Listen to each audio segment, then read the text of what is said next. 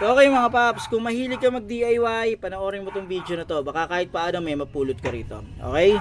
So ganito mga paps, bumili ako ng bagong torque wrench. Ito. So bakit ako bumili ng bagong click type torque wrench?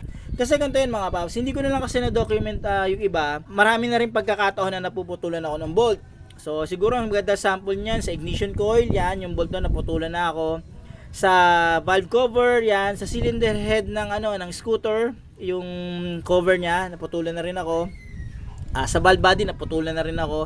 Hindi ko na mababanggit yung iba kasi yung iba naman hindi ko na na-document. So kaya ako bumili ng ganito. Ngayon, yung madalas na bolt na napuputol sa akin ay ang range ng torque specs niya ay nasa ganyan. Yan. So around nasa 5 to 25 Newton meters. Yun yung mga torque specs ng mga bolt na madalas na napuputol sa akin. So nag-decide na akong bumili nito. So ano ba to? Ito kasi pwede mo namang iset yan. Ang minimum nito ay 28 Newton meters, pero kasi dati nung no choice ako, binibilang ko yan. So 28 Newton meters, ina-adjust ko yan, inikot ko na inikot hanggang ma-adjust ko ng 27, 26, 25, 24 hanggang pababa ng pababa. Pero kasi yon kumbaga DIY, diskarte lang, pero hindi ko masasabing 100% na accurate yon. Ito kasi ma-appreciate nyo to, lalo na kapag kasi naghigpit tayo. Halimbawa, naghigpit kayo, di ba? Pet. Tapos may tendency na alam mo yung pakiramdam na mahigpit na siya, pero parang yung ino-urge kayo or parang binubulungan kayo ng konsensya nyo na kulang pa. So pag ang tendency niya, kapag higpit nyo, napuputol. So nasa huli yung pagsisisi. Kaya ito, recommended ko bumili kayo nito mga paps. Yan. Ito. Maraming paggagamitan to. Mamaya papakita ko sa inyo yung practical na application nito mga paps. So yung paggamit nito same lang rin, ganyan. Taya nyo ha.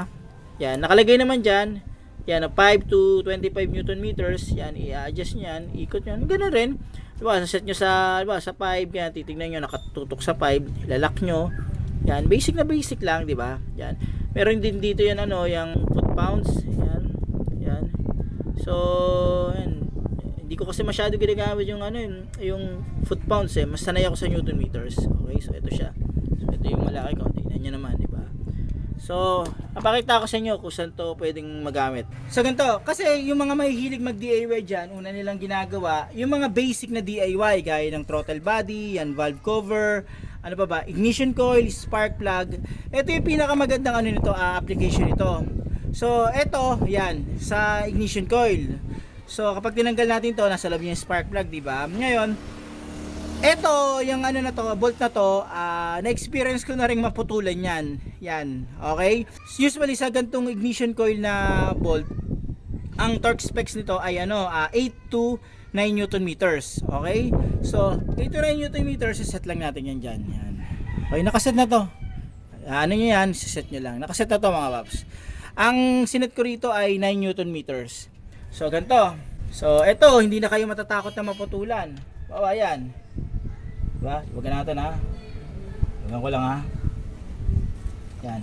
So, yan. Maluwag na yan. Maluwag na yan. Ngayon, kapag naset nyo na, halimbawa, magkakabit na kayo, lagyan nyo na lang. Set nyo. Ganyan dyan. Kita natin. Okay, konti pa. Yan, narinig nyo? Narinig na? Yan ha. Okay? So, all goods na yan. Tama na yung higpit niyan. Hindi na tayo mag-aalala. So, isa pa to sa magandang application nito mga paps. Kapag magpapalit kayo ng valve cover gasket, napakaganda na magkaroon kayo nito. Bakit? Kasi, may mga tropa tayong na-experience ha. Ito akin naman, yung personal na experience ko, yung hindi tama yung higpit, ang nangyari, yung oil naglilik dito. Yan, naglilik dyan. So, yung ibang tropa natin na nagdi-DIY, ang experience naman nila, eto, nagka-crack. Yan, nabutas tong gilid nito. Okay? So, napakahalaga na meron tayo dito. Ngayon ito, itong valve cover na to, ang torque specs nito ay 8 to 9 Newton meters din. So, 8 to 9 Newton meters, ayan siya. So, halimbawa, ayan, nagpalit na kayo ng valve cover. Ngayon, higpitan nyo na siya. Punta ko sa inyo. Ayan. Okay? So, maluwag na yan. Maluwag na yan. So, ito, 8 to 9 Newton meters din yung specs ng valve cover. So, ayan, higpitan lang natin. Oh, narinig niya? Isa pa, ulitin ko ulit ha. Ayan. Okay? So, nakita nyo, ibig sabihin, nasa tamang ano na siya, higpit na siya. So, ito siya. Ngayon, isa pang application nito mga paps, marami rin ako nakikitang nagkakaproblema dahil dyan sa putol ng bolt na yan sa oil pan. Sa oil pan kasi usually around 8 to 15 Newton meters. Kung di ako nagkakamali mga paps, yun yung range ng torque specs niyan. Pwede nyo akong i-correct, okay lang yon. Yung sa oil pan kasi, di ba maraming bolt yan sa palibot. Yan, minsan 15 volts yun, minsan 20, yung palibot nyo. Naliliit na bolt lang yon. So yung torque specs na mababa lang. So eto magagamit nyo to. Hindi ako nagkakamali dito ang oil pan nito, torque specs nito, yung marami around 8 to 9 Newton meters dun sa transmission oil pan. So magagamit ko talaga to mga paps. Yan. Eto sa spark plug magagamit din to. So importante to kasi sa spark plug kapag naputulan ka ng spark plug, napakalaking trabaho. So kung hindi mo kuha ng extractor, posibleng tatanggalin mo yung head para matanggal mo yung naputol na spark plug. So ito ginawa ko, bumili ako ng ganito, yan. Tako lang sa inyo. Bumili ako ng mga ganito, yan, set. Mura lang naman to, yan. Para kapag magpapalit ako ng spark plug, ito na yung gagamitin ko. So kukunin ko lang yan dyan. 1/4 to, di ba? Tapos kung mahabang 1/2, kukunin ko yan dyan. Okay? So instant, meron na akong pang torque ng spark plug. Okay? So okay mga paps, hanggang dito na lang yung video na to. Sana kahit paano itong video na to, naging aware kayo na kung gaano kahalaga yung torque specs, lalo na itong maliit para sa sakyan natin, at lalo na kung mahilig kayo mag DIY. So ito, kung bibili kayo nito, mas maganda syempre dahil meron na kayo nito. Pero kung meron na kayo nito, bumili rin kayo ng ganito.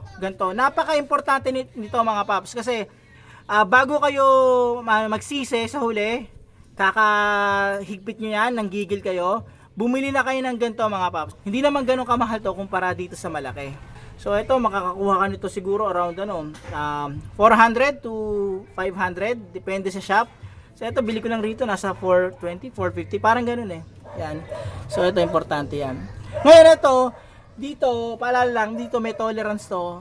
Naku, dito may tolerance to So pwede nyo naman sobrahan ng konti yan kung medyo nagda-doubt kayo. So dito kasi ang tolerance nito plus minus 4%. So dito wala akong nakikitang nakalagay na tolerance dito, pero pwede siguro kayo maglagay ng konting tolerance lang. Halimbawa, ang higpitan nyo 9 Newton meters, pwede nyo sigurong gawin na at least 10 Newton meters. Kahit isa lang idagdag nyo. Okay? Pero kung ayaw nyo, gusto sakto, wala namang problema, hindi sakto nyo para mas smooth, di ba? Bumili kayo nito.